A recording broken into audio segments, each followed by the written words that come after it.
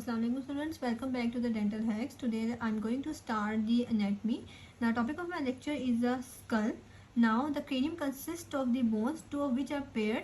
This is the frontal bone, 1, parietal bone which is 2, occipital bone which is 1, temporal bone 2, sphenoid bone 1 and ethmoid bone 1. And the facial skeleton consists of the following, two of which are the single: zygomatic bone, maxilla which is 2 which is paired, nasal bone which also in a pair, lacrimal bone, vomer, palatine bone, inferior conchi and the mandible.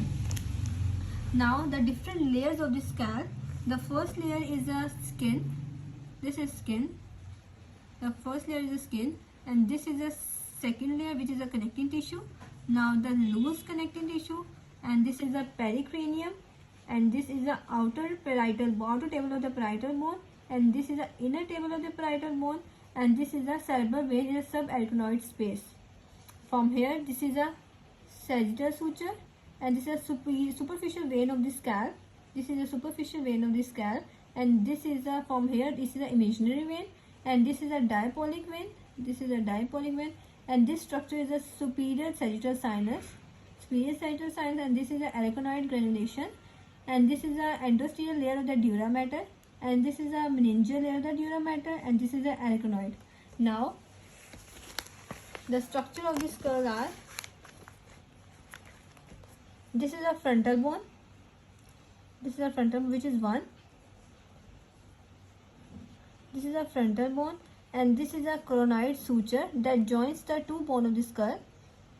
And this is a superficial temporal bone. This is a superficial temporal bone. This is parietal bone, which is occur in a pair.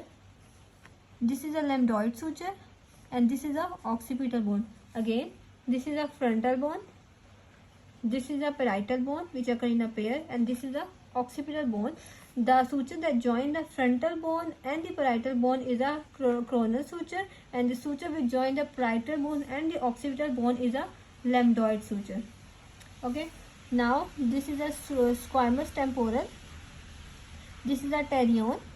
This point is a pterion, and this is a zygoma or zygomatic arch.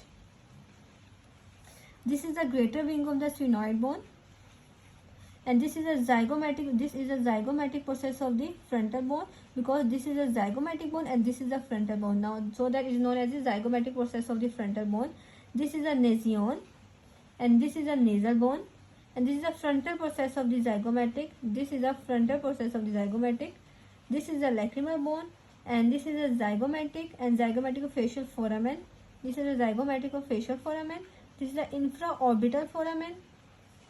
This is a coronoid process, and this is a coronoid process. This is a condyle process. This is the body of the mandible, ramus of the mandible, angle of the mandible, and this is the body and the mental foramen, alveolar process, and the maxilla. Now the bone of the skull viewed from the posterior and the superior aspect are: from the posterior aspect, this is a parietal. This is a parietal bone which occur in a pair. The two parietal bone. The suture that join the two parietal bone are the sagittal suture. Now this is the superior temporal line. This is the superior temporal line, and this is the inferior temporal line, and this is a lambdoid suture. This and this one is the lambdoid suture, and this is the occipital bone which is a 1 in number, and this is the external occipital protuberance. There are the bony protuberance which are visible when viewed in the skull. This is the external occipital protuberance. This is a superior nochal line. This is a nochal line. This is a mastoid process, and from inferior, this is a styloid process. This is a mandible, and this is a parieto-mastoid suture. This is a parieto-mastoid suture, and from the superior aspect, this is a nasion, frontal bone, and the coronal suture, sagittal suture, parietal, and the lambdoid suture.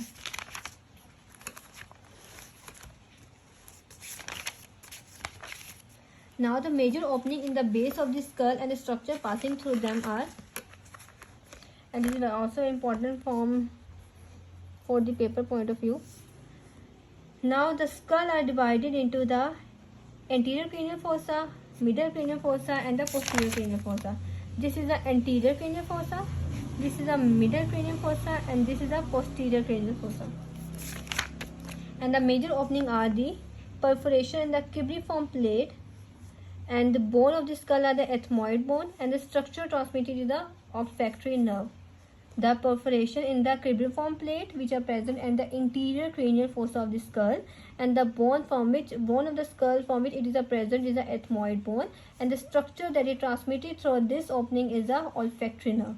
Now in the middle cranial fossa, this is the middle cranial fossa, optic canal, superior orbital fissure, foramen rotundum, foramen ovale, foramen spinosum and carotid canal, plus the foramen lacerum.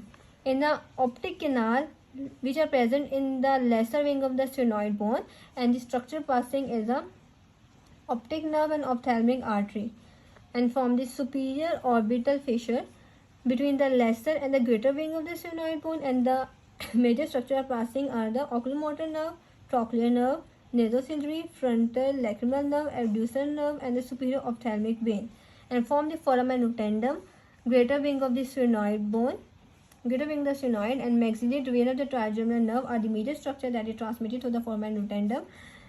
This is important and this is important. From the foramen ovale, which are present on the greater wing of the sphenoid, and the mandible region of the trigeminal nerve and the lesser petrosal nerve are passing through them. From the foramen spinosum, greater wing of the sphenoid bone, and the middle meningeal artery are passing through them, and the carotid canal plus the foramen lacerum between the petrous part of the temporal bone and sphenoid bone, and the structure passing are the internal carotid artery. And from the posterior cranial fossa, the major opening of the skull are the foramen magnum, hypoglossal canal, jugular foramen, and internal acoustic meatus. From the foramen magnum, which are present on the occipital, and the major structure passing is medulla oblongata, spinal part of the accessory nerve, and the right and left vertebral arteries. And from the hypoglossal canal, which are present on occipital, and the hypoglossal nerve are passing through them. From the jugular foramen, between the petrous part of the temporal and the condyle part of the occipital, and the structure passing are the hypoglossal nerve, vagus nerve, accessory nerve, and the sigmoid sinus become internal jugular vein. From the internal acoustic meatus, petrous part of temporal bone and the facial and vestibulocochlear nerve are passing through them. Again, the major opening of the skull are interior. The skull are divided into the interior cranial fossa, middle cranial fossa, and the posterior cranial fossa. And the opening of the skull are these, and the bone of the skull from where the opening are present, and the major structure transmitted to them. Now this is the basic structure of the skull.